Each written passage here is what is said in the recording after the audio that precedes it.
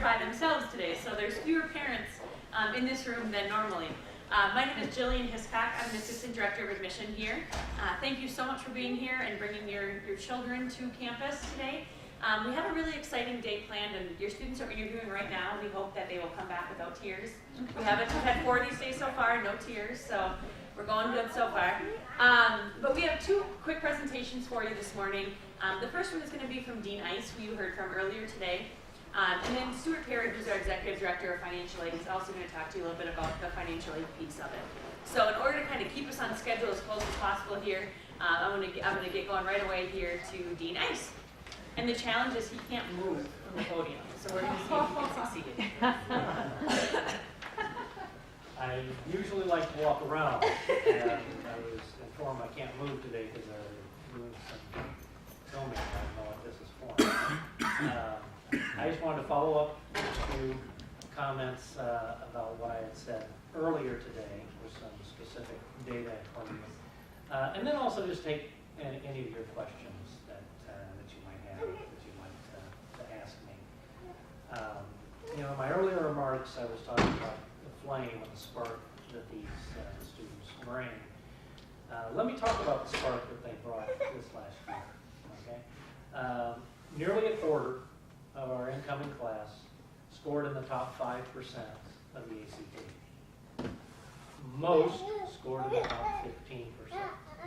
Of course, you know from your sons and daughters, they were that elite group that was scoring in the top 5%. 30% of our incoming class had grade point averages of 3.9 or higher. I hate giving these stats because it reminds me how stupid I am. Right? I think the more important stat is 75% of the students aspire to someday go on to graduate school or professional school. The motivation is really important, so that they're motivated. But here's the other important point. 80% of the incoming class had St. John's or St. Ben's as their top choice. So they're not settling for St. John's, St. Ben's. They want to be at St. John's and St. Ben's. Now, I know that as parents, you're also concerned about what they get when they come here. First, overwhelmingly, our graduating students identify that what they learned the most while they were here was that how to speak, how to write, how to think critically, and how to do independent learning projects. Okay? That was great that they identified that, since that's what we think that our goals are. Nearly 3/4 of them also identified and credit this place with not only contributing to their intellectual improvement, but also their self-confidence about what they can and cannot do. Now, I mentioned study abroad, and you heard Lindsay talk about her study abroad experiences. Fully 6 in 10 of our students do a study abroad program. That's compared to other liberal arts colleges of 4 in 10, and compared nationally for all colleges of 14%. And this year, we are the recipient of the Senator Paul Simon Award for Globalization, meaning that not only do we have these experiences of study abroad, but we also have globalized our entire curriculum. Let me talk about that for a minute. You heard about our study abroads being a little bit different, and they are. Our study abroad programs are led by our faculty. We don't send the students away to a college by themselves. They go with a cohort of St. John and St. Ben students, and they have a faculty member. Now, when I became dean, I was wondering, I wonder if that's the best thing to do. Because these other colleges say students get more immersion when they go by themselves to another college in another country and learn by themselves. And kind of the idea that somehow it's a crutch if you got a professor and a group of students. So we've done a systematic evaluation using standard instruments to test our students' intercultural awareness as well as how they've grown in the experience, and so on and so forth. We found the opposite was true than what people thought. Actually, our students do better than students who go by themselves. And that's because the faculty member and the other students are there to have them reflecting on the experience throughout the experience. And they have the added bonus when they come back to campus, we continue the programming for those students on how to bring what they learned abroad here, as well as some of the reentry that they may have when they come back. So we think that that's one of the great things happening here. We also have very good attrition rates. 90% of our first year students come back for their second year. Over 90%. Why is that? Well, there's lots of reasons for that. One is, I think, our residential life programming is very good and very strong. Another one is we have a first year course that's required of all students. It's called, they call it FYS, it's first year seminar. That course is capped at 16 students. Those 16 students are together for the whole year for both courses. And the faculty member who teaches that course is also your son or daughter's academic advisor. So if there's any issues, that person is also there for them, and that person is seeing them several times a week as well. Now, your son or daughter comes here. Here's the great secret that you need to help me with as dean. They may sign up for these and say, oh no, I didn't get the subject I wanted to get. And here's the secret. It doesn't matter. The subject doesn't matter. The subject is simply the vehicle to teach writing skills, to teach speaking skills, and to teach research skills and critical thinking, right? Last year I had a student call me up, outraged. You know, she didn't get the one she wanted, right? And this wasn't in her career plans, right? I was so pleased that last spring I got a follow-up email. Thank you for not letting me change. I've changed my mind. Now in a different major. I liked that professor and what was going on in that class so much. It opened my eyes to new things. There's something else you can help me with. Most of the students are going to change their major. They do that here. Most of them will change their majors. And your job as parents is to support them in these kinds of decisions. They're going to be scared to call you and say, oh no, I'm changing my major, right? But ultimately, it is their major, and they have to make these decisions. And your job is to help us support them. We also know that our students are well situated after they graduate. Last year, 2/3 were employed. 1 in 5 were in graduate school or professional school right after graduating here. And 1 in 10 chose, I want to emphasize chose, a volunteer experience in over 24 organizations in over a dozen different countries. So that's 99%, a little over 99% were settled in something right afterward. Now, many of them will go to graduate school 2 or 3 years after they are here. So pretty good stat that 1 in 5 go right after they graduate. We're also a liberal arts college, as I pointed out. They're going to get broad range of courses. Give you a couple examples. One, we have a very different business program here. It's called Global Business Leadership. It focuses the students on thinking about doing business around the world. We're not interested in the business world. We're interested in the world of business. And we're interested in having them study in specific areas, like how's doing business in Europe or in South America or in Asia. And many of our study abroad programs link up internships in those other countries for students to be seeing how organizations work a little bit differently. Another example would be some of our sciences. We now have a new introductory class in science called Integrative Science. It's a full year-long course. The course is team taught by 4 faculty, a physicist, a chemist, a a biologist, and a mathematician. And students focus on a particular controversial issue, such as climate change, and they go the whole year looking at how these different scientific methods are looking at this issue, knowing that an issue like global climate change isn't going to be solved by one discipline. It's going to be solved by multiple disciplines working together. Okay? Chemistry department, we've just received over $1 million from the National Science Foundation to be doing a complete thinking of the curriculum, which just started last year. We are working with them. We're also working with professional schools, medical schools, and dental schools, optometry schools, as well as professionals in chemistry. We no longer teach Gen Chem, Organic Chem, Inorganic Chem, and Physical Chemistry because atoms don't ask what kind of reaction is this. Those set up false barriers. Now all the faculty have to work together as we have developed classes looking at particular reactions.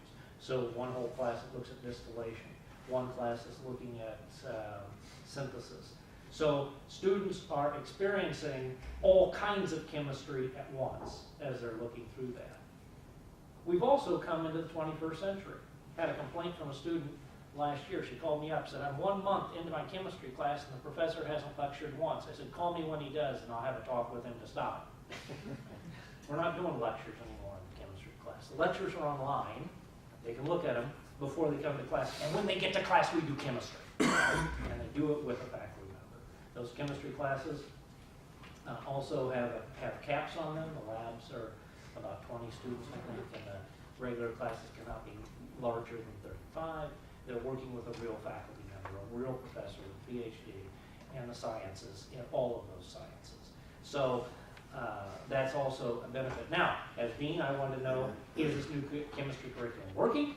And so we're starting to assess it, and guess what? We found out that indeed, fewer students are doing poorly in chemistry, more students are wanting to continue on in chemistry. And we think that this is a good thing. Again, if you're worried, my son and daughter might not get into med school because of this, they're actually changing the medical entrance exam within the next 3 to 5 years, and it's going to be focused on this kind of chemistry that we're doing. So we're already ahead on that. I'm going to stop, and I'm going to answer questions. And I don't have all the answers, but I can tell you who does. Any questions for me? Oh, my. No questions for me. So I have a question, and it has to do with the specialized scholarships that are available, Focus, and there's another one, Compass or something. Right. Of course. Right. But if a student is... He would know the answer to this. I'll direct my question that way. In fact, why don't we hold that one until the financial aid stuff? Or Well, it has to do with the changing of majors. So if they are selected for one of those scholarships and they change their major, is there what other scholarships? Right. Yeah. Well, for the Focus and Math Core are two cohort programs. Focus kind of chemistry and Math Core for math, physics, a couple of computer science. And as Richard said, a lot of students will change their major. Basically, what we do is if they change their major and essentially kind of withdraw from that program, their scholarship would revert back to whatever they were initially awarded, so they don't lose it. Okay. Right. So we don't want to put pressure to say you hate this subject, but you got a scholarship. We're going to make you do it. Yeah. Right. We're not in that business. Okay. All right. Yeah.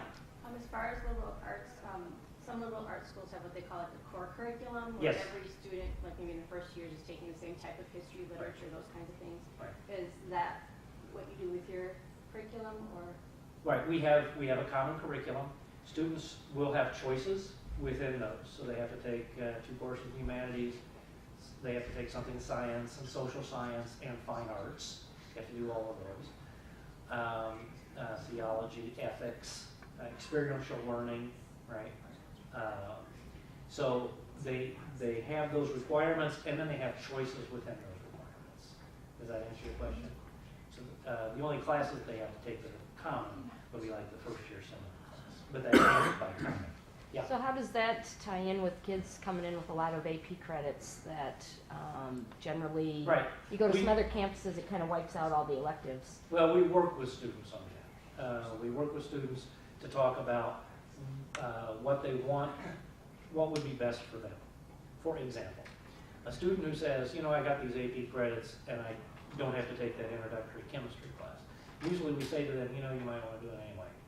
Because you don't know, you might not have had exactly what that particular class is going to prepare you for the next one, right? So that student who's saying, I want to go on, we might advise that student, okay, let's take a step back. Some of this is going to be review, some of this is going to be new.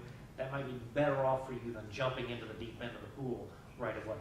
But for some other things, well, yeah, we'll advise them, okay, yeah, you can take that credit and move on from there, okay? So it depends on the student. We try to work with each individual student on that. Does that answer your question? Yeah. Okay, I'm going to be around. I'm always here for free lunches. So at the lunch, I'm going to be around for that. If you have any questions, you can come up and ask me. Yeah.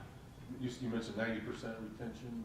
What's the national? For first to second year, and then actual graduation rate, we have over 70% graduating in 4 years. Of those that graduate, in 90% of those do it in 4 years, right? Now the national rate for all college students is 52% in 5 years, right? So I think we're doing pretty well. How about freshmen going to sophomore? What's that? I don't have that rate right here with me. I'm I know sorry it's about not very that. high. It's not very high, but we're about 90%, so we're doing pretty well. Now I'm So also that one of 90 those. Was the 90 freshman to sophomore, or was that That was graduation? freshman to sophomore. Freshman to So sophomore. all 90% come back for the sophomore? 90% come back. Right. Right. So that's the difference. I'm the kind of dean that says I don't know. I know if I wanted to, I could just say 87.65%. You must be right. Okay. But that I think we're doing pretty well on that. Sure. Yeah. Okay. Thank you very much. Yeah, the retention rate, the first to second year percentage of people who come back, and I'll mention that in a second here. When you do your FAFSA, the free application for federal student aid, you can actually call up comparative information on the different colleges that you're having the FAFSA results sent to. And one of the pieces of information you can compare is retention rate and graduation rate and a few other things. Again, my name is Stuart Perry, and I'm going to talk a bit about financial aid. I'm going to give a little bit of information about the trustees and the timelines associated with this scholarship, and then I'll move into a discussion of some need-based financial aid, or the steps to apply for need-based aid. And at the end, I'll wrap up with a few closing comments about the timeline and some contact information for me and my staff. Today, again, your sons and daughters are kind of completing the last step of the trustees competition. I'm sorry, I need to be standing over here. Kind of wander. And the interviews today, as Richard said, the vast majority of them go pretty well. It's more a goal to have just a conversation with the student, for the faculty member to get to know the student a little bit. And that's, again, part of the last step in the trustees competition. And again, your sons and daughters met the basic criteria for trustees through their GPA and ACT or SAT test scores. And we have this interview, this is the 4th of 5 interview dates, and we will, about a week after the last interview, so around the February 15th, we will gather all the interview sheets that the faculty and other folks doing interviews, we will gather all those documents and review them all, and use those interview sheets in combination with the other things in the student's application for admission to kind of make the final decisions on trustee scholarships. So again, we'll do the last interview date on February 15th, and about a week later, February 22nd, is when this committee gets together to review those sheets. And then near the end of February or early March is when we will send out notifications as to kind of the final decisions for trustees scholarships. A couple other scholarships that I'll quickly make mention of that students can still be considered for. The Bonner Scholarship is a scholarship that we have, or that we kind of administer in conjunction with the Bonner Foundation, which is a national organization that focuses on community service.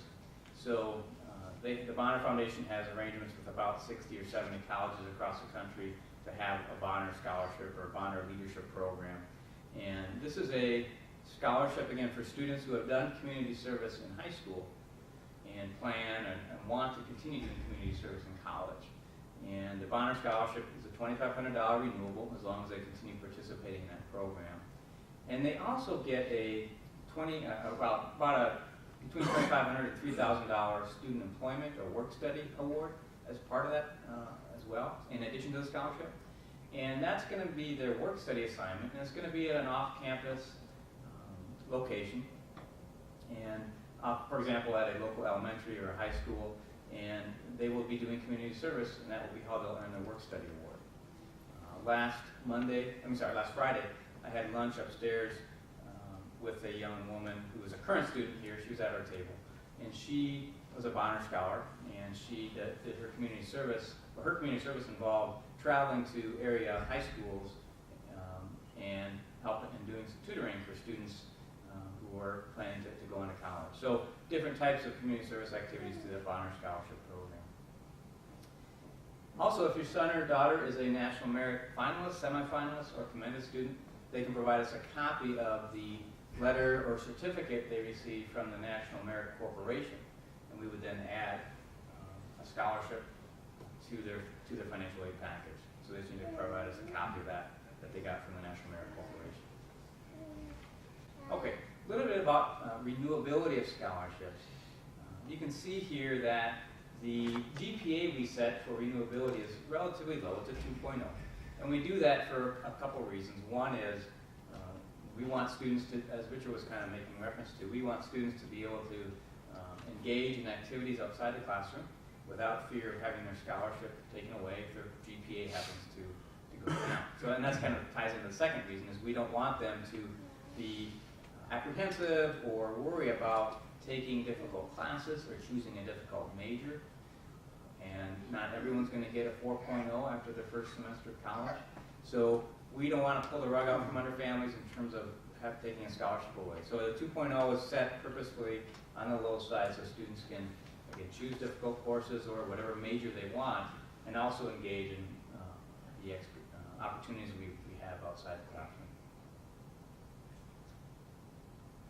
So that is a good question to ask other colleges in terms of what criteria they have to meet to renew their scholarship year to year. We also, for students who bring in outside scholarships or private scholarships that they apply for and win, we're not going to reduce our scholarships down in response to that. Sometimes we have to reduce a loan in response to an outside scholarship that a student gets. It really depends on a case-by-case what their financial need is and so forth. Generally speaking, again, we will keep our scholarships as is, regardless of the outside or private scholarships that a student wins. And in my kind of history, in terms of outside scholarships, students typically have the best chance of winning those by applying to foundations or organizations within their community. Those organizations want to award their scholarships to students who go to high school around in their community or in their area, geographical area. So your sons and daughters would bring attributes to those scholarship competitions that are pretty attractive. So we really encourage trustee scholars to apply for outside scholarships.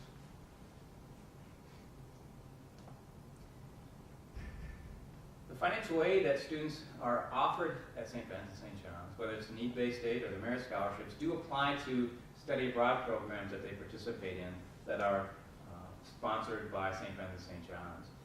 We have around 17 semester-long programs each year that we administer, that our faculty lead. Richard may have mentioned that in 2012, St. Ben's and St. John's were recognized by the Paul Simon Award for internationalization or globalization through our study abroad programs. And that semester that they study abroad is generally going to be about the same cost as if they're on campus. It might be a little bit more because they have to buy a plane ticket, for example, flying to South Africa or England, Tokyo, India, some of the places that they go. Generally, those flights are at least $1,000. So there's going to be a little bit more in cost for that study abroad, not substantially more. They're not going to pay room and board for that semester they're abroad, but there usually is a program fee in addition to tuition attached to that study abroad program. But again, the financial aid can apply to those costs. So usually your, what you're paying for tuition, other than your travel expenses, is out. Right. You'll pay the same tuition and kind of standard fees if you're on campus or if you're doing one of our study abroad programs. Okay. Quickly, the 3 steps to apply for aid. Actually, one step I'll mention that's not listed here is to complete your 2012 federal tax returns. So in those years you're applying for federal aid, we generally encourage families to try to do their taxes as early as they can. And then go ahead and start work on the free application for federal student aid, the FAFSA, at FAFSA.gov. This is kind of a national application for federal aid, and essentially all colleges require this of those students who want to be considered for need-based financial aid. When you're doing the FAFSA, and some of you may have already done it or started it, that's great. You can list up to, I believe it's 10 colleges to get the results of your FAFSA. So you don't have to do a FAFSA for each one. You will do the FAFSA each year that you want to be considered for aid. I'll make a quick mention of something called the IRS data retrieval tool. The federal government implemented this last year, and this is basically a mechanism for families to transfer income information and tax information that the FAFSA asks for from the IRS. So you file your tax return, it gets submitted to the IRS. Generally about 3 weeks later, then that information is available for you to download or transfer into your FAFSA. Okay. Now we've been getting some conflicting information about when the data retrieval tool would be available. The FAFSA website said February 3rd. We were told by the feds directly it was going to be later in February. So my suggestions to families is when you do the FAFSA, if the data retrieval tool isn't available, go ahead and plug in your information from your tax return, your adjusted gross income, taxes paid, complete the FAFSA without the data retrieval tool if it's not there. At a later date, you can go back in and use the data retrieval tool to bring your IRS information in. So that's generally been my recommendation. Question? FAFSA, one of my favorite applications. Mine too. We're on our 9th student going to college. Okay. I've always wondered about the little line that says the amount that you have in checkings and savings at this date, because 70% of the people that apply do have to do further documentation or a student aid review, which is like way after it seems like everybody's getting awards for financial aid. I was wondering, how does that little delay affect award of financial aid for the school? And also, like, how critical is it $1,000 in there versus $20,000? Yeah, a couple questions there. Let me take the second question first. In terms of 20,000 cash saving and checking, there's a question on the FAFSA again. So for those of you who haven't done it yet, that asks for current balance and cash saving and checking. And so they just want the feds are asking there, put in the number and look at your cash saving and checking and put that number in there, current balance. Obviously the balance is going to change day to day. They just want it as of that day you're filing the FAFSA. They're after kind of a snapshot.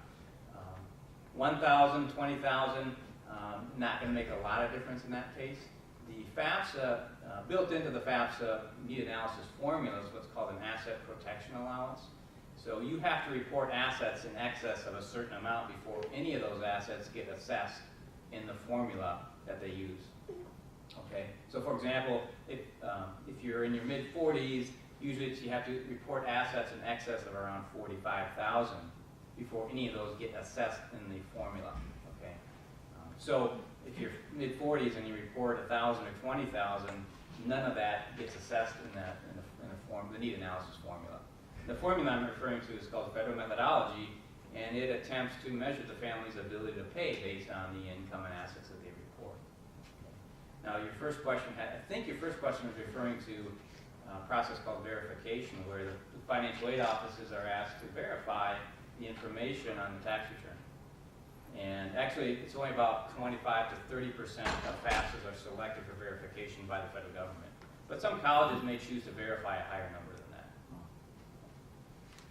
So you're looking at that review Yep. happening probably 2-3 months after you've actually filled out your FAFSA. I've seen them coming in May and. The award letter, you mean, or? No, the FAFSA, we need more information Oh, on you. okay.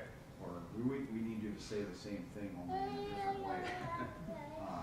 And I was wondering, okay, so now on that date, you've got different amounts in checking, savings. Oh, yeah. No, for the asset questions on the FAFSA, cash saving and checking, how much you have in investments and so forth, they want that as a snapshot as of the day you did the FAFSA. That's not really to be updated at a later point in time. So whatever you report, that day you're doing the FAFSA, that's the day that's the balance they want.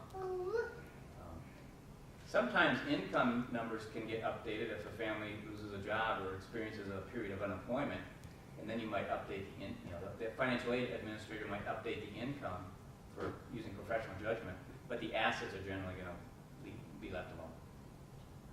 Question? So you're saying that it doesn't really matter if you have 500 or 50,000 in your checking or savings at any one point? What was that, 45,000? Well, that 45,000 was called an asset protection allowance. And again, the basis of the FAFSA is to calculate what's called an expected family contribution. And that EFC formula says, well, if you're in your mid-40s, we're not going to consider about $40,000 of assets, but once you have more than that, some percentage of that would get assessed in the EFC formula, or would be expected. Those savings numbers would be. Yeah. Yeah. You're saying the total of all your assets. There's like 2 or 3 questions related to assets on the FAFSA, cash savings and checking. There's a question that asks for investments, net worth of investments, excluding retirement accounts. And then there's a question that asks about business value. So those 3 questions kind of get summed up in terms of and the totals of assets. Yeah. And then there's always a ceiling. You can, if the total's below this number, they don't. Right. If it's generally if it's below, say, asset protection allowance is around 40 to 45,000 for someone in their mid-40s. Does that number go up? Yeah, as the age of the older parent goes up, the asset protection allowance goes up because it's protecting more assets as the older parent is closer to retirement. Okay. I filled out the FAFSA and I think I understood, our tax forms aren't done yet, but I think I understood that regardless of that, you should ballpark it, use the 2011 numbers, and then you can go back and once you do have the tax form completed and then plug in the real numbers. Yes. I have that right? Yes, that's correct. And I should have rephrased. Yeah, that's a good point. If you don't have your taxes done when you do it, you can put in estimates or last year's numbers just to get the FAFSA submitted. Do you recommend that all families fill out a FAFSA regardless of their income and asset situation? I asked the question, I already have one child in college, and it was suggested to me at that point 2 years ago, don't bother, you're not going to qualify. Now I'm about to have a second. Are there reasons other than the obvious reasons for filing the FAFSA that, for instance, this institution would like to see that an application has been filed? Or I guess what I'm asking is there a point at which there's just no point in filing a FAFSA? Well, not knowing your financial situation, generally having 2 in college improves the odds of being eligible for some need-based aid. Right. Because one of the things we report is the number of family members in college. So the formula actually computes a parent contribution and divides that by the number in college. So having 2 in college can have an impact on your need-based financial aid. So I would say, again, without knowing the specifics, it might not be a bad idea to file a FAFSA just to see what, just to confirm whether your son or child is eligible for need-based aid. Some families will do one so their son or daughter has access to a federal loan, and that's kind of their piece of paying. And that's another way to access that loan capital or loan funding is through filing the FAFSA. It sounds like your campus employment is based on. Yeah. also. Yep, I'll talk a bit about that in a minute, but yeah, we kind of prioritize student employment by the basis of financial need. Another thing about the FAFSA, you have to have a final tax return for 2012. You can't do it by, I mean, if you extend your taxes, You you can- have to have a final filing before you can do the final tax. Well, you can actually do the FAFSA using estimated numbers. But it's not final until It's, you. yeah, sometime, if your FAFSA is selected for verification, then you might not get an award until your 2000 taxes are completed. But sometimes if a FAFSA is not selected for verification, a school might be able to do an award for you based on estimated information. Oh, so that's, they do a certain percentage of verifying. Right. Also, it's kind of tax rate. Well, I hope it's more scientific than that. I'll be around afterwards if you want to talk about it. But we need to move through because there is another group coming. Yes, ma'am. Just a quick question. Yep. When your expected parental contribution is determined, how does the federal government determine subsidized versus unsubsidized loans, grants? Okay. Is that at the level your parental income is at then, or how? To some extent. Quickly, what we'll do is we'll have a cost of attendance, right? Let's say it's $45,000. And let's say your expected family contribution comes in at $25,000. Okay? That leaves $20,000 of financial need. So that applicant demonstrates financial need, and so they would be eligible for the subsidized variety of the federal direct loan. Subsidized meaning there's no interest on that while it's school. Because there's a large. Because there's a need, there's a difference between the cost and the family's ability to pay. But subsidized versus unsubsidized, then how is that determined? Well, if they demonstrate need, then they're eligible for subsidized. If, let's say their need is $20,000 and they get $20,000 in a scholarship, like your son and daughters might, that need is being met by the scholarship. In that case, they'd be eligible for the unsubsidized variety of that direct loan. Okay. And I'll talk, go ahead. Generally, if your need is met, then that's why your child is offered an unsubsidized. Yes. If it's met through a merit scholarship. Right. Okay. I talked a bit about this already, the verification. The FAFSA doesn't give you any place to report special circumstances, so you can do that on our form. Again, this is available on our website. These are three of the more common examples of special circumstances that families might have.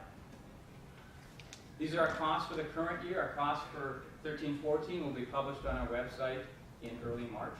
Our board will meet later this month to firm those up. And we estimate students will need about $1,000 for books per year. I mentioned the federal direct loan. That's the most widely used federal student loan. The first year limit is $5,500. The federal plus loan is a parent loan that can be used to cover costs that are not covered by the merit or need-based aid. That's the federal plus loan. Unfortunately, that interest rate is fixed at 7.9 in law. And then private student loans are another way that can finance the portion of costs that are not covered through merit or need-based aid. Okay. Student employment, we have about 60% or 65% of our students who work on campus, so we find it's a pretty widely used and important part of our our financial aid. Students pick up a lot of work skills. Again, we typically will prioritize work study because there's more students who want to work than jobs. But year by year, it kind of changes, it kind of ebbs and flows as to how many students want to work. For example, this current year we had jobs available. So even those students who didn't get a work award were able to find a job through the work waiting list. Okay, a little bit about the timeline. March 15 is our priority deadline, but if you apply after that, we'll still review your financial aid application. And then May 1 is the date by which we ask you to indicate whether your son or daughter is going to enroll. And then from March to May, we'll be sending out award notifications. Here's my contact information for St. John's, and I'm sorry, for St. Ben's. At St. John's, Mary Daler is the person who will be doing awarding for students at St. John's. So if you have questions, feel free to email. So I'm kind of getting the sign that we need to move on to the next group. So thank you all for the questions. Again, I will be at lunch as well. If you want to ask specifics or other detailed questions, just pull me aside. Yeah, sorry, we know there's always lots of questions. So, we're going to have you actually go upstairs right now to reunite with your students. So we will head out this side door here because the next group of parents is going to come in this door. It's kind of like a little revolving door here. So one of my coworkers is right outside this door to bring you upstairs. Thanks, Steve. Hello, hello. My name is Jillian Hiscock. I'm an Assistant Director of Admission here at St. Vincent St. John's. Thank you so much for being here today and bringing your children for the interview. They're all off to their interviews now, so hopefully they will join you at lunch full of smiles and no tears or anything like that. Just a real quick parent session for you today, just to focus a little bit more on some of the outcomes and the financial aid piece. So first we're going to have Dean Ice, who you heard from earlier this morning, give you a little bit more information, and then Stuart Perry, our Executive Director of Financial Aid, will also be available, or also have a short presentation. Both of these gentlemen will be at lunch, so if you have specific questions that you want to ask afterwards, by all means, know you can do that at lunch if you don't have to bare your soul here in front of everybody or anything. So without further ado, here is Dean Ice.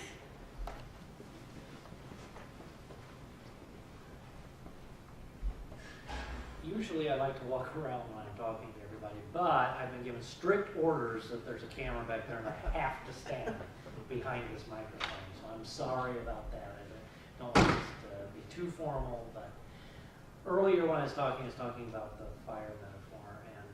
And first let me talk about the spark that these students bring. Okay, the incoming class this past year, nearly a quarter of our incoming class scored in the top 5% in the ACT. So a quarter of our class scored in the top 5%. Most of our students scored in the top 15%. Of course, you already know this because you have students that are in that top category. 30% of our incoming class had a high school GPA of 3.9 or higher. I hate giving these stats because it reminds me how stupid I am. Right? One good thing, though, I think is more important than even those stats. They've got the ability, but 75% of them aspire someday to go on to graduate or professional school. So they've got the motivation, which many times is more important than the other, because if they don't lack the motivation, there can be some issues. Now, what's really good is that 80% of the incoming class, St. John's or St. Benedict's, were their number one choice of where they wanted to go. So students are not settling to come here. So let me talk about a couple of things, and then we're going to open it up for some questions. I talked about the liberal arts and why that's important. It's very important here. Our students, when they graduate, overwhelmingly, they say that what these places did for them most was teach them how to speak effectively, think critically, write effectively, and improve their independent learning and research skills. That's exactly what we want to do. We want to accomplish those kinds of things. And over 3/4 of them say that we did both contribute to their intellectual and social self-confidence. Right? So we improved their intellectual and social self-confidence. So we're feeling very good about that. Now, we also encourage our students to do the liberal arts. They have requirements. They have to take courses in all the different kind of divisions and multiple disciplines. But even within disciplines, we try and break down some of those false barriers that they have. Here's an example. We now have a new science class, which is a one-year course, and it's an integrative science class. That class is team taught by a physicist, a chemist, a biologist, and a mathematician. And they focus on a particular issue and look at how all those different fields work together using the scientific method to solve the problem. Knowing that big issues such as climate change are not going to be decided or figured out or solved based on one science. So it's going to take all of these, and it's not even going to be a science, it's going to be also philosophy and theology and political science, all of these things working together that's going to solve these problems. So that's a key point. Even within a discipline as traditional as chemistry, we have completely changed the curriculum. We received over $1 million in National Science Foundation grants to redo our curriculum to be cutting edge and take down the false barriers. We no longer teach general chemistry, organic chemistry, inorganic chemistry, physical chemistry. Those walls are down, and we teach different reactions. So courses are around reactions, synthesis courses, distillation courses, and they focus on all of those kinds of chemistry within those areas. Because as it turns out, atoms don't say, oh, are we doing an organic reaction? They do reactions. And what's great about this is it's forced our faculty to all be working together and collaborative in coming up with this curriculum and teaching these courses. I did have a complaint from a student last year. She called me up and said, hey, we're 1 month into the chemistry class and the chemistry professor has not yet given a lecture. And I said, call me when he does and I'll try to stop it. We're not doing that anymore. Lectures are online. Materials they get beforehand. They come to class and they do chemistry with the professor, right? They get frustrated because we don't tell them what the right and wrong answer is. A lot of times we ask them, well, how did you get there? Could you get there another way? We're trying to teach them to think in a particular way. Now, as the dean, I want to know if that's working. And so I've asked them to continually assess this. For last year was our first year on this curriculum. We know fewer students are failing chemistry, more students are continuing on in chemistry. That they are showing success with this curriculum. And we have been in conversation with all medical schools in the areas and professional schools and chemistry graduate schools. So they're all well aware of what we're doing. Turns out that pretty soon the MedCat, which is the entrance exam, is going to be using the kinds of logics that we are teaching in our classes. So we're already ahead on that. You also heard from the student about study abroad as well as a faculty member, big important thing. As a faculty member, I led 2 study abroads to China, and life-changing not only for the students but for me. We talked about how ours were a little bit different with the faculty member going. As dean, I wanted to find out, is that helpful? Because the assumption is, if you send a student by him or herself to enroll directly in another college, right, and let them just jump in the deep end and maybe they get immersed in the culture a little bit better than if you send a whole group. So I've asked for assessment on that, and I've had some research being done where we're using standardized instruments that other colleges also use to look at the intercultural learning and the training and the outcomes in those. Turns out our students do better. And the reason our students do better is because they have a faculty member there who's having them reflect on the experience while they're doing it. And when they come back, they have that faculty member back here on campus, and they're doing reentry events where they're bringing that information back. That's one reason why we received the Senator Paul Simon Award for Campus Globalization this year, an award that we're pretty proud of. You also want to know if they're going to come here and stay here. 90% of the first-year students return for their second year. Over 7 in 10 will finish. And of those that finish, 90% are doing it in 4 years. That compares to the 5-year graduation rate of colleges in the United States of 52%. Now, one reason that they do come back is we keep our classes small. We do not have a large lecture section for biology and then they break up into smaller sections for the rest. We don't do that.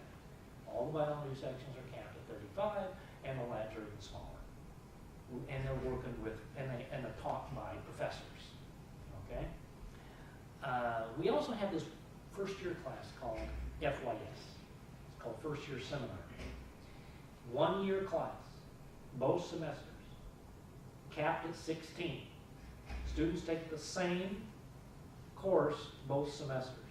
The faculty member is also the student's academic advisor. So that faculty member, they see more than anybody else, and that person's also their academic advisor who knows if there's any issues or problems. That helps us. Now, here's how you can help me as parents, all right? Your son or daughter comes here and they're going to say, I didn't get my first choice. They put me into a first-year seminar class that is a subject I'm not interested in. It doesn't matter, okay? We're teaching critical thinking, writing, communication skills in that class, okay? The subject is the vehicle by which they learn that, right? Now, they don't seem to see it that way, but the subject is simply the vehicle to learn those skills. A student last year called me up, outraged. I didn't get my first choice, right? what are you gonna do about that? I said, well, you're gonna stay in there, right? Called me up in May. Thank you for not giving me my first choice, change my major. Right? Decided something else was more interesting. Okay, here's how you can also help me. Support them when they change their major. They're gonna change their major. It's just gonna happen, right?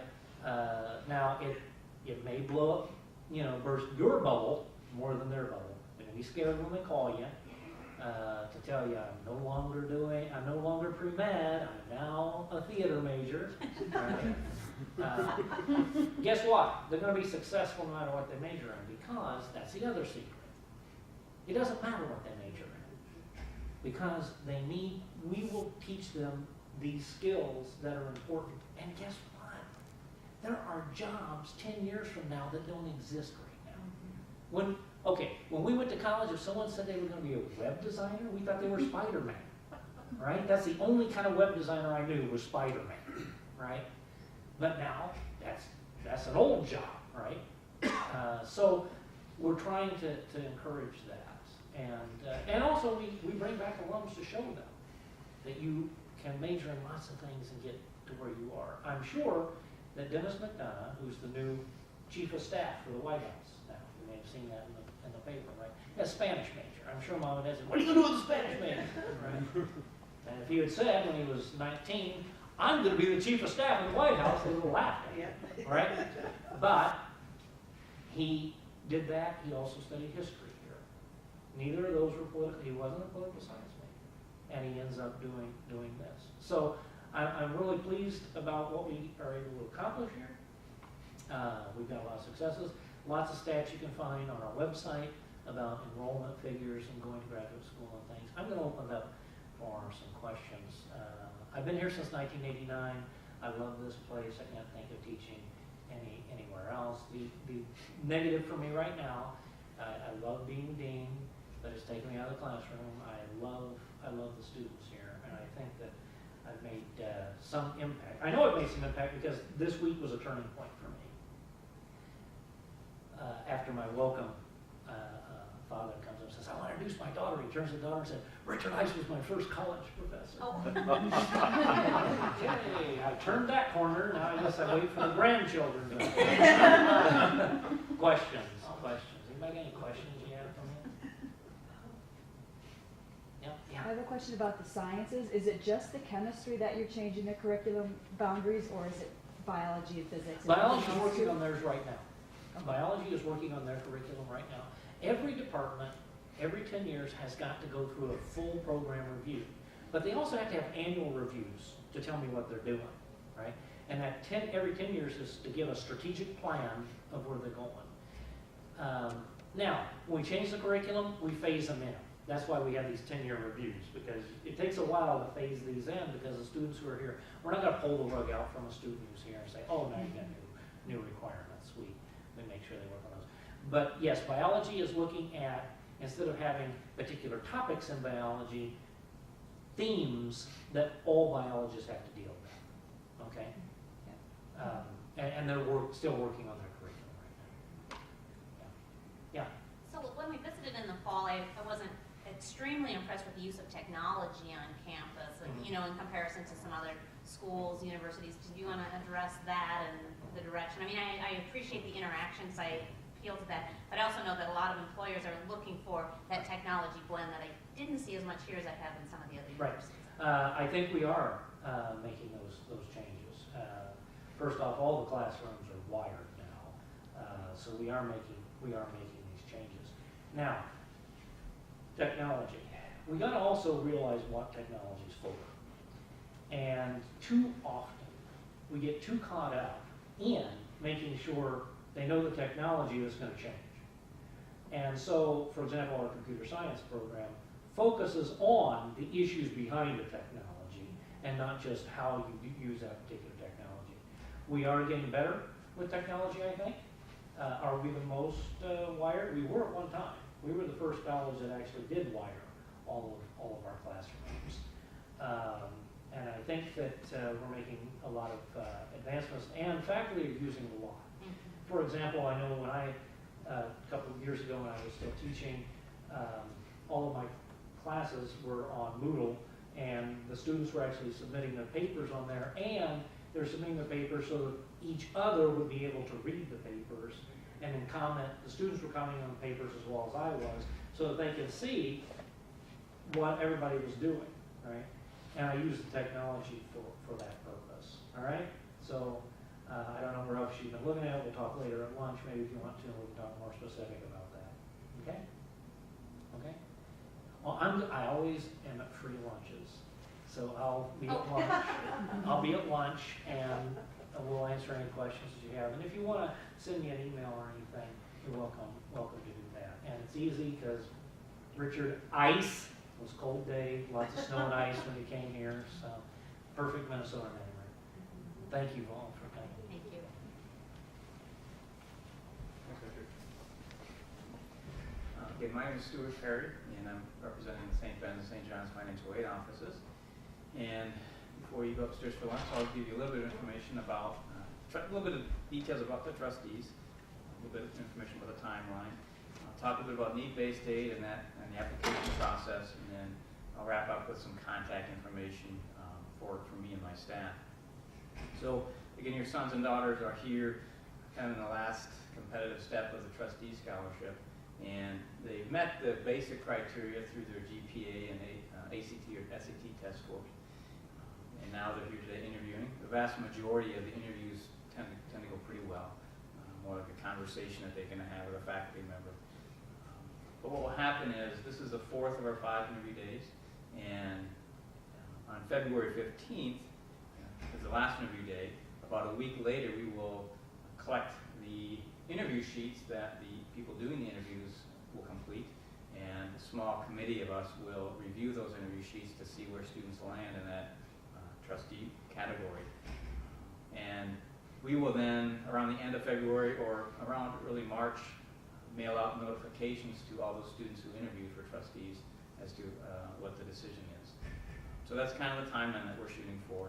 I hope to get out in late February, but by the latest sometime in early March. A couple scholarships that are still, students can still apply for. The Bonner Scholarship is a scholarship program that's affiliated with the Bonner Foundation, which is a community service-based organization that has relationships, I think, with 60, 70 colleges across the country, whereby the colleges put together what's called a Bonner Leadership Program. And the scholarship is $2,500 renewable, but it's intended for students who have done a fair amount of community service in high school and would like to continue doing that in college. So in addition to the $2,500 renewable scholarship, they also will get a student work award or work study award that would have them doing their work study in a community service location, a nonprofit organization in St. Joe or participating in St. Cloud or the surrounding area. There is a financial need component to that, so that's part of the selection process.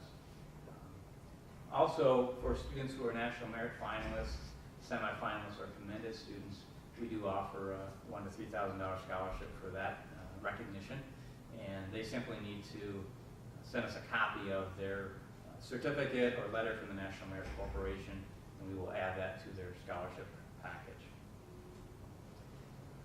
A little bit about renewability of scholarships. We have historically just said, you have to maintain a good 2.0 grade point average for scholarship renewal. And we set that purposefully on the low side, so for a couple of reasons. One is mentioned here. We want them to have the opportunity to take advantage of out-of-class opportunities across campus, whether it's studying abroad, doing research, and things listed here. We also don't want them to fear losing their scholarship if they decide to take some classes that are challenging or outside of their area of interest, maybe do some exploring. And if they choose a major that's maybe more challenging, we don't want them to fear losing their scholarship as a result of that choice. So to encourage students to do those types of things, we know that all students aren't going to get a 4.0 after their first semester, so we don't want them to, again, fear losing their scholarship, and we don't want to pull the rug out from under them financially. Again, a good question to ask other colleges as well as to what the renewability criteria are. For students who apply for and win outside scholarships, we're not going to reduce our scholarships down. Those are generally added to the financial aid package. Again, another good question to ask other schools, how do they respond to or treat outside scholarships? Sometimes we have to reduce a loan in response to an outside scholarship, part of the need-based packaging, but generally we can just add those scholarships to the student's financial aid package. Richard made mention of our study abroad program, so I won't spend too much time on them, but we have about 17 per year that are offered, semester-long programs led by our faculty. Students who go on these programs can use their financial aid, their merit and need-based aid, to help pay for those expenses. The semester that they go abroad, typically it's going to be in the junior year, so it's a ways off, but it's good to give some thought to it ahead of time.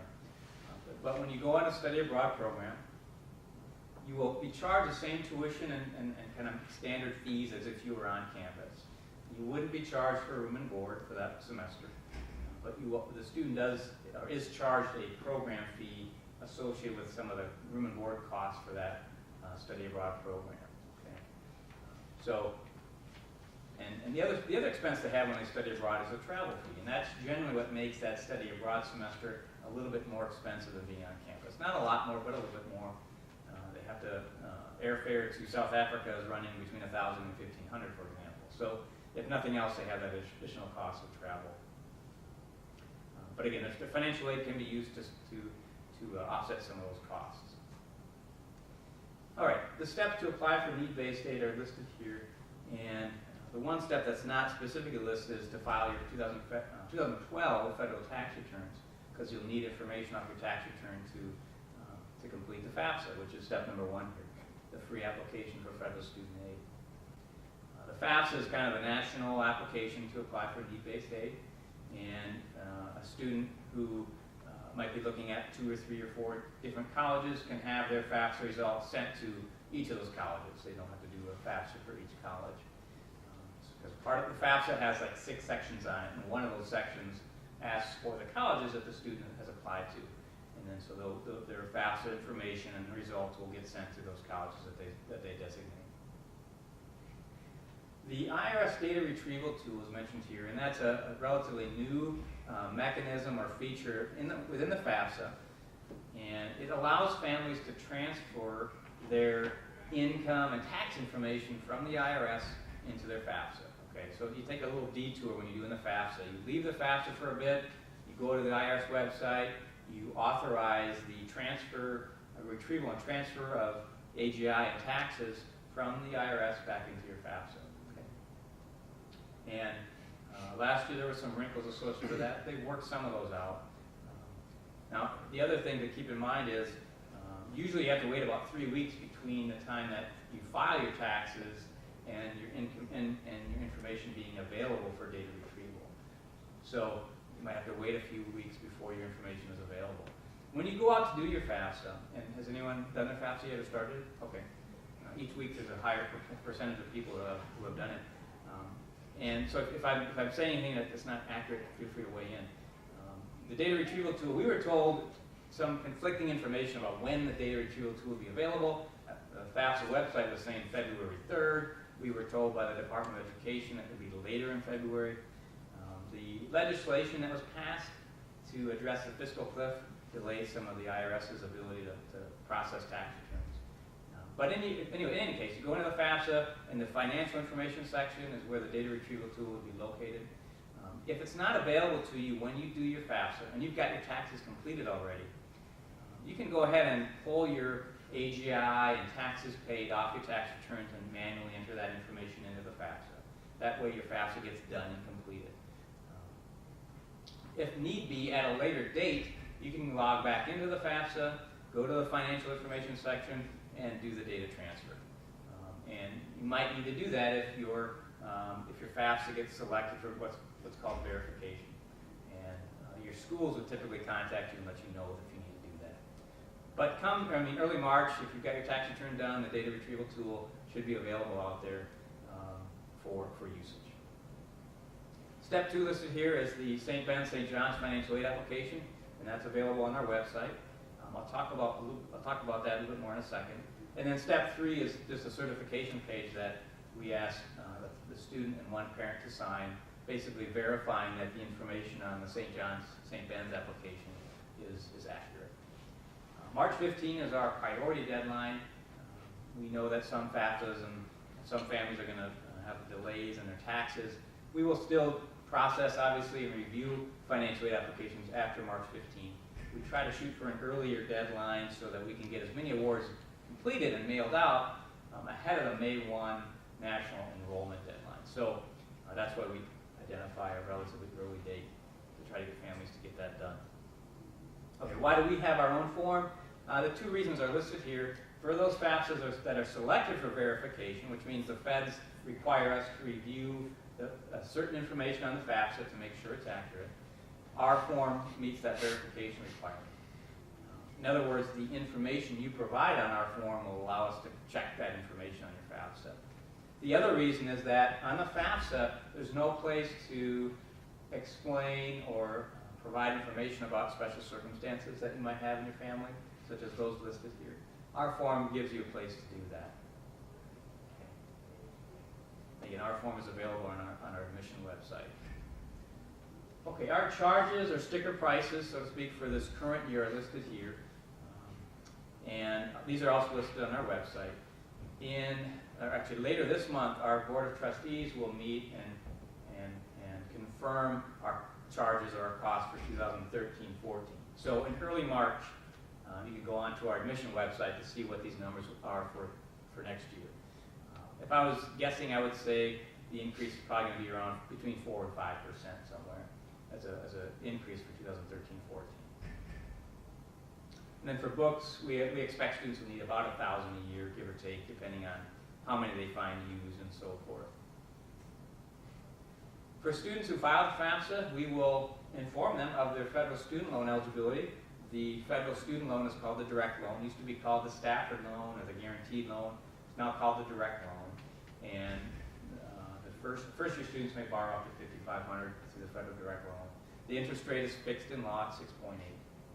Federal Plus loans are loans that parents can make use of to finance a portion of the cost not covered by merit or need-based aid. Okay, that's a federal parent loan called a Plus loan. The interest rate as well is fixed in law, so at 7.9. So it becomes a little bit less attractive of a financing option as interest rates in general have come down. Private student loans are another source of financing that families can make use of, again, to finance that cost not covered by the financial aid package. And we work with a handful of different lenders that offer these private student loans, and the interest rates can depend on the co-signer's kind of credit history, credit score.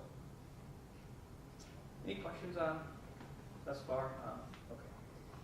Again, for those students who apply for aid, we will review their application for student employment eligibility, and work awards come in two varieties, what we call a half work award or a full work award. A half work award basically would allow them to work about 5 to 6 hours a week. And a half work award might go to someone who doesn't demonstrate financial need or has a lower amount of financial need. A full work award would typically be awarded to someone with financial need, and that would be about 10 to 12 hours per week, part-time job on campus. About 60 to 65% of our students end up working on campus, so a majority of students are working, and we find that it oftentimes contributes to their educational experience. They pick up job skills that they can talk about in an interview setting after graduation. That job they have in their first year may not be their ideal job, but they're not stuck there for 4 years. They can change those jobs year to year. Okay. And once they're in the work program, once they have a job, they will be invited each spring to apply for a job for the next year. Okay. And for those students who get a work award, incoming freshmen, we will inform them of how to find a job during the summer months. So they'll get some instructions from my office on how to find a job. We try to make it somewhat real. They have to interview and speak to a supervisor and kind of line up the job on their own, but we will help them with that process. Okay, I mentioned the March 15 priority deadline for completing the FAFSA. We will be generating awards starting actually later this month, mid to late February. We'll start processing awards and reviewing applications. And we generally send out first batch award letters out in early March, and we'll be doing that through spring. And then by May 1, we ask students to let us know if they're going to come to St. Ben's or St. John's by submitting a $300 enrollment deposit. So, I do have a small number of slides if people want a copy of these slides. I think I brought half a dozen or so copies if people would like a copy of these. And then just contact information for me. I'll be doing, along with some colleagues in the St. Ben's Financial Aid Office, the awards for St. Ben's students. And Mary Daler, the Associate Director of Financial Aid at St. John's, she and one other person at the St. John's office will be doing the awards for incoming young men at St. John's. Any questions I can take that you might have? Yes, ma'am. We filled out with the FAFSA and everything with an estimate. Okay. We're actually getting our taxes done tonight. We go back in and refill out the FAFSA, re-input the information, and then resend it. Yep, that's basically correct. You have a lot of people, who will start the FAFSA won't have their taxes done. And that is an option on the FAFSA. You can provide estimated tax information. And so when your taxes now are completed, you really would have two options. You could go back in and do a correction and enter now the actual AGI and taxes. Or you could wait probably about 3 weeks and use the data retrieval tool. Because it'll take about 3 weeks for your return to be available for that retrieval process. If the estimates between the two are fairly close, is it necessary to go in and change it? I generally would suggest putting in the actual numbers.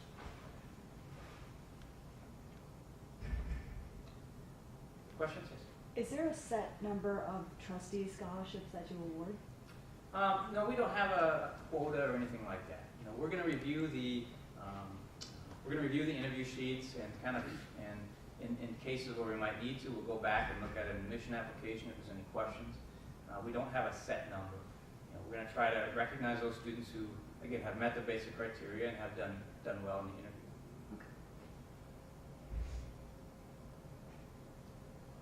Okay, as was mentioned earlier, Julian said, I'm going to be at lunch as well, so if you have questions, feel free to pull me aside. I'd be happy to take any questions that you might have. Turn it back to Julian for a little instructional information. Yeah, just so you guys know as far as the kind of how this is going to work with lunch, if your child has a fine arts interview or an interview for the Focus or the Math Course program, we do have some tables set aside up in the front for those programs. The fine arts one is really the biggest one just because we want to make sure those students get fed first so they can get to their auditions on time. So we'll head upstairs now to the lunch area. I heard beef brisket is for lunch, so sounds pretty good. We've had chicken, I feel like, every other day, so something different.